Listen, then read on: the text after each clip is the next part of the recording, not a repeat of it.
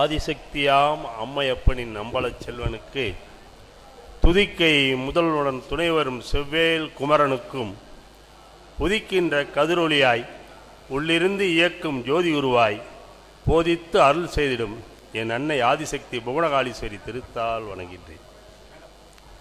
குருமணிகள் பொற்பாதம் வணங்குகின்றேன். இங்கிருக்கும் அறிஞர் பெருமக்களும் அவையோர் அனைவரையும் நான் வணங்குகிறேன். ஈசன் எதிர் நின்றாலும் ஈசன் அருள் பெற்ற நேசன் எதிர் நிற்பது அரிதேதான். தேசுவலர் செங்கதிர் முன் நின்றாலும் செங்கதிர் தங்கு மணல் நிற்பது அரிதேதான். இறைவன் முன்னாடியவன் நின்று விடலாம். இறைவன் அருள் பெற்ற குருமார்கள் முன் நாம் நிற்பதற்கு மிகப்பெரிய சக்தி வேணும். சூரியனுடைய கதிர்கள் தங்கக்கூடிய மணலில் நான் நிற்க முடியாது. சூரியன் முன் நின்று விடலாம். குருமணிகள் இங்கு வீட்டிருக்கின்ற அவையில் நாம் நிற்பதற்கு எனக்கு உதறல் எடுத்து விட்டது. வரும்பொழுதே சாமிகிட்ட நம்ம பேச போகிறோமே பெரிய இடமா அப்படின்னு. ஜோதிடம் உலகலாம் உணர்ந்து ஓதற்கரியவன் நிலவு உலாவிடின் நீல்மணி வேதியன் அழகில் ஜோதியன் அம்பலத்தாடுவான் மலர் சிலம்படி வாழ்த்தி வணங்குவோம் என்று சேக்கலார் பெருமான் சொல்வது போல் ஜோதி இருக்கும் இடம் ஜோதிடம். இறைவன் ஜோதிமயமானவன்.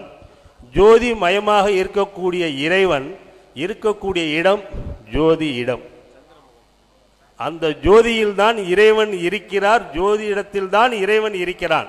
அனைத்து துறைகளையும் உள்ளடக்கக்கூடிய ஒரு துறை ஒரு கலை என்றால் அது ஜோதிட கலை, ஜோதிடத்துறை மாத்திரமே தான்.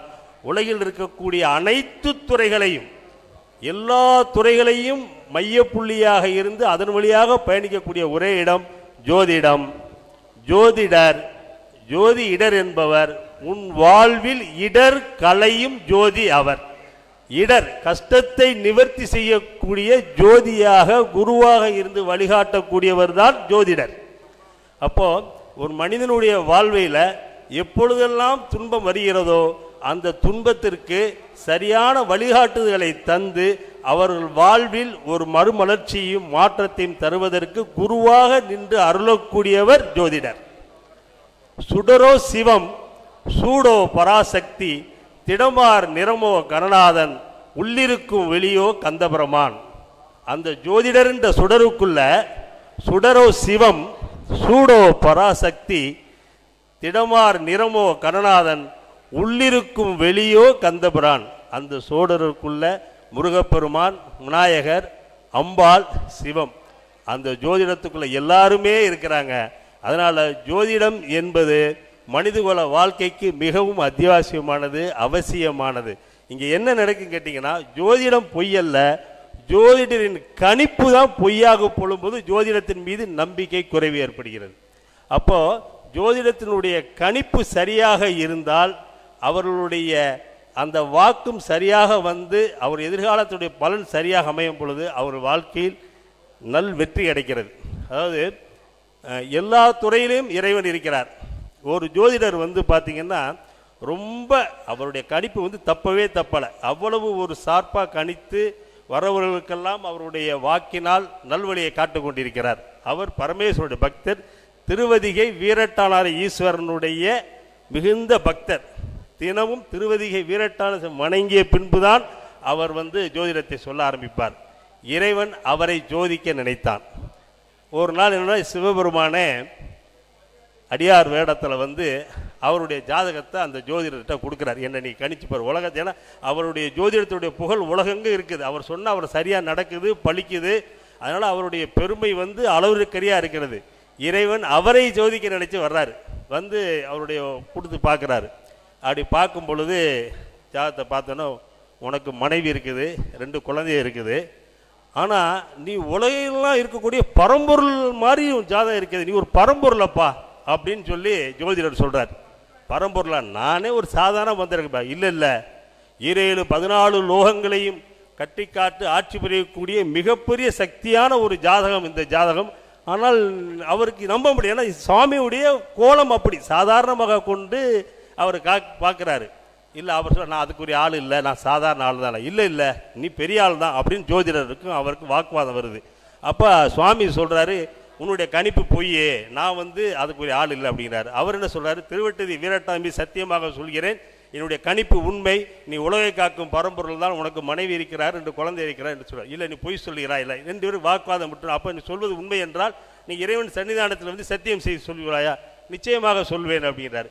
உடனே இறைவன்கிட்ட போறார். 2 பேரும் போய் சாமியினுடைய சன்னதி திருவட்டி வீரட்டார் சன்னதியில் போய் நீ சொன்னது போய் இல்லை இல்லை நான் சொன்னது உண்மைதான், சத்தியம்தான் சொல்லி அந்த அவருடைய அந்த ஜாதக குறிப்பேடு, ஏன்னா பரம்பேஸ்வரன் கொடுத்த ஜாதக குறிப்பேட்டத்தை வைத்து சொல்லும் பொழுது, நான் சொல்வது முற்றிலும் சத்தியம், இவர் வந்திருக்கிறது இறைவன் தான், இவர் தான் உலகை காக்கும் பரம்பொருள், எனவே இது உண்மை உண்மை என்று சொல்லி திரும்பி பார்க்கிறார். சுவாமி மறைந்து விட்டார்.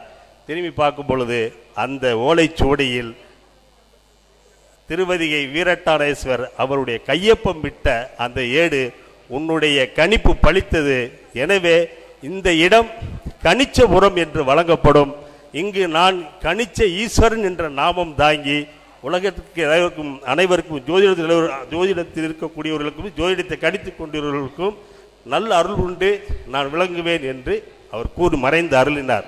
அந்த இடம் பன்ருட்டி அருகில் கணிச்சபுரம் என்று இன்றும் விளங்கி கொண்டிருக்கிறது. சுவாமியுடைய நாமம் கணிச்ச ஈஸ்வரர் என்று விளங்கி கொண்டிருக்கிறது.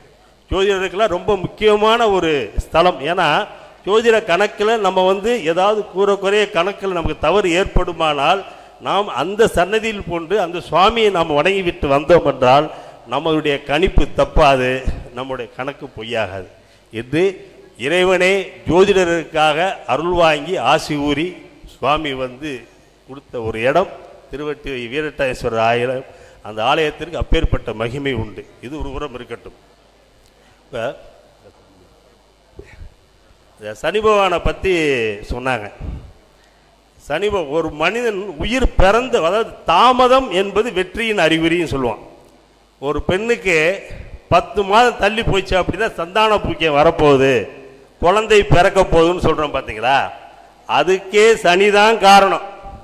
புத்திர சந்தானம் என்று பிறப்பு ஒருத்தர் நிகழ வேண்டும் என்றால் சனி பகவான் அருள் இருந்தால்தான் சந்தான பாக்கியமே நிகழும். 10 மாதம் ஒரு பெண்ணுக்கு தள்ளி தாமதமாகிவிட்டால் அங்கு சந்தான பாக்கியம் என்ற பிறப்பு நிகழ்கிறது. பிறந்தவுடன் நாம் கணிப்பது முதலில் இந்த குழந்தைக்கு ஆயுள் எப்படி, தீர்க்கமான ஆயுளா, அதுக்கப்புறம் தான் அவன் அரசனா செல்வந்தனா அவன் அதிகாரியா, அதெல்லாம் அதற்கு பின்புதான். முதலில் நாம் கணிப்பது இந்த குழந்தைக்கு ஆயுள் தீர்க்கமா. அப்ப முதலில் ஆயுளை தீர்க்கமாக நீண்ட ஆயுளை வைப்பதற்கு முதலில் நாம் ஆராயக்கூடிய ஒரு கிரகம் சனி பகவான் மாத்திரம்தான். முதல்ல சனி பகவானை வணங்கிட்டு தான் பிறப்பையே நம்ம துவங்குறோம். இந்த மனிதகுல வாழ்க்கையில சனி பகவானுடைய பிறப்பும் அவரே, அந்திம காலத்தில் நாம் இறைவனோட சேர்க்கக்கூடிய இறைவனும் அவரே. பிறப்பு முதல் இறப்பு வரைக்கும் இருக்கக்கூடிய முதல் பகவானான சனி பகவான் மாத்திரம்தான். வீட்டில் பார்த்தீங்கன்னா பொன் பொருள், தங்க நகை வெள்ளி வைரம் வைடூரியம் செல்வங்கள், இது எல்லாமே எல்லாரும் வேணும் வேணும்னு சொல்லி கேட்குறோம். ஆனால் அதை பாதுகாக்கிறதுக்கு பெட்டகத்துக்குள்ளே தான் போய் வைக்கிறோம். அங்கே மட்டும் இரும்பு என்ற லாக்கர் வேணும், பெட்டகம் வேணும், பொட்டி. அந்த இரும்பு லாக்கர் யாரு? பகவான் பாதுகாக்கிறவர் அவர் தான். அவர் இல்லாமல் உங்களுக்கு எதுவும் நடக்காது. உலகத்தில் ஒவ்வொரு தேசத்துக்கு பார்த்தீங்கன்னா இன்னைக்கு சமீபத்தில் போர் நடந்துட்டு இருக்குது. ஆயுதங்கள் யாரு? சனி பகவான் தான். ஒரு வெற்றியை கொடுக்கக்கூடியதுன்னு சனி பகவான் தான். இந்த துறையில் பூமியில் பிறந்த உயிர்களுடைய பயிர் காக்கும் வேலியும் சனி பகவான் தான். அதான் நான் சனி பகவான் இங்கே வரும்பொழுது சனி பகவானுக்கு ஒரு பாட்டு ஒன்று எழுதினேன். நான் எழுதி முடிச்சுட்டு படுத்துட்டேன், தெரில. விடிய காலம் பார்த்தா என் வீடு ஃபுல்லாக காக்காவாக நிறைஞ்சிருந்தது. என்னடா காக்காவாக இருக்குது, நமக்கு ஒன்றும் தெரியலையே அப்படின்னா இந்த பாட்டு எழுதுனா நான் மறந்துட்டேன். வெளியில் வர்றேன், 2 காகம் ஒரு தண்ணியை தெளிச்சு என் தலையில் தண்ணி விழுந்துருச்சு. அப்புறம் தான் பார்த்தேன், ஒரு சனி பகவான் நமக்கு கருணை புரிஞ்சிருக்காரு, அருள் புரிஞ்சிருக்கிறாரு அப்படிங்கிற உணர்வை நான் உணர்ந்தேன். தர்பாராணிய சேத்திரம் இருக்கும் சனைச்சரனே, கார்மேக நிறங்கொண்ட கருணாகரனே, முற்பிறப்பின் ஊழ்வினை உலகோருக்கு உணர்த்தி நற்கதி வாழ வழி செய்யும் சாய புத்திரனே அப்படின்னு அந்த பாடல் நான் எழுதி ஆரம்பிச்சிருக்கேன். அப்போது இந்த ஜோதிடத்துறையில் இப்போ சமீபத்தில் நிறைய ஜோதிடர்கள் உருவாயிட்டாங்க, நிறைய வாஸ்து வல்லுநர்கள் உருவாயிட்டாங்க. இதை தொழிலாக எல்லாரும் செய்ய இதில் ஒரு வருமானம் வரக்கூடிய தொழில், நிறைய பணம் வரக்கூடிய தொழில்னு சொல்லி நிறைய பேர் இறங்கி அதை பரிகாரம் அதுன்னு சொல்லி நிறைய வந்ததுனால தான் ஜோதிடத்தின் மீது நம்பிக்கை குறைந்து கொண்டு வந்திருக்கிறது. குருமகா சன்னிதானம் அவர்கள் மிகப்பெரிய ஒரு இதை ஆரம்பிச்சிருக்காங்க, ஜோதிடர் மாநாடு. இதை வந்து சுவாமி வந்து காலந்தோறும் செய்யணும், இந்த உலக நன்மைக்காகவும் ஜோதிடருடைய உயிர் நன்மைக்காகவும் இந்த ஜோதிடர் மாநாட்டை நடந்து கொண்டே இருக்க வேண்டும். அதாவது கமலை ஞானப்பிரகாச சுவாமிகளுடைய புட்ப விதி பலன்களில் வந்து ஐப்பசி மாதத்தில் வந்து ஒரு கவிதை, ஒரு பாட்டு எழுதிக்கார். சிம்மம் மாதம் தன்னில் எவரோ ஒருவர் எல்லின் பூ எல் எண்ணெய் எல் எல் இலை சாற்றி சுவாமியை வழிபாடு செய்வர்கள் சகல செல்வங்களை கெட்டு சாருவோம் எய்துவார் அப்படின்னு சொல்லி அந்த செயல் இருக்குது. சிம்ம மாதம் வரக்கூடியது துலா மாதம், துலா மாதம் தப்பாக சொல்லிட்டேன், துலா மாதத்தில் இல்லை சிம்ம மாதம் கரெக்ட் தான். ஐப்பசி சிம்ம மாதத்தில் ஆவணி மாதத்தில் வரக்கூடிய பௌர்ணமியில் சுவாமிக்கு எள் எண்ணெய் சாற்றி எள்ளினால் அபிஷேகம் செய்து எள் இலை கொண்டு அர்ச்சித்து வழிபாடு செய்தால் எல்லாதவனும். அப்போ ஆவணி மாதம் பௌர்ணமியிலிருந்து மகாலய பட்சம் 15 நாள் ஆரம்பம். அப்போது ஆவணி மாதம் பௌர்ணமி அன்னைக்கு சுவாமிக்கு எள்ளில் அபிஷேகம் பண்ணி எள்ளு இலை சாற்றி வழிபாடு பண்ணும் பொழுது ஒட்டுமொத்த தென்புலத்தார் உலகம் பித்திருக்கள் உலகமும் போற்றக்கூடிய வணங்கக்கூடிய அவருடைய அருளாசியை பெறக்கூடிய முக்கியமான ஒரு நாள். அந்த நாளில் வந்து பார்த்தீங்கன்னா சுவாமிக்கு வந்து எள் அபிஷேகம் பண்ணலாம் அப்படின்னு சொல்லியிருக்கிறாங்க. ஆனால் எள் அபிஷேகம் பண்ணலான்னு போனால் எந்த கோயிலையும் பண்ண மாட்டேன்றாங்க. அதுக்கு எள் அபிஷேகமாக பண்ண முடியாது, அதெல்லாம் முடியாது அப்படின்னு நிறைய பேர் அதை சொல்லியிருக்கிறாங்க. நான் வந்து ரொம்ப கவலைப்பட்டிருக்கேன். எந்த ஆலயத்தில் எள் எண்ணெயை சாத்துறீங்க, ஆனால் எள்ளுனால அபிஷேகத்தை மறுக்கிறீங்க சுவாமி சொல்லியிருக்கிறாருங்க. இது வந்து சொல்லும்போது சென்னையில் ஒரு ஆலயத்தில் எனக்கு பண்ணாங்க, அந்த ஆலயம் எனக்கு மிக சிறப்பாயிடுச்சு. அப்போது முன்னோர்களுடைய வழிபாட்டுக்கு இந்த எள்ளுடைய தன்மை சனி பகவானுடைய தன்மை, இந்த சனி பகவானுடைய சமித்தான எல்லை வைத்து சிம்ம மாதத்தில் பௌர்ணமியில் சுவாமிக்கு நம்ம அபிஷேகம் செய்தால் ஒட்டுமொத்த ஊழ்வினை கர்மாவும் நீங்க பற்றி வாழ்வில் வளம் பெறுவர் என்பது கமலை ஞானப்பிரகாச சுவாமிகளுடைய அருளுரை. எனவே இதை வந்து குருமகா சன்னிதானம் அவர்கள் ஏற்று ஒரு ஆலயத்தில் செய்வதற்கு வழிவகை செய்யணும்னு நான் சுவாமியுடைய பொற்பாதம் கேட்டு நான் வணங்கிக்கிறேன்.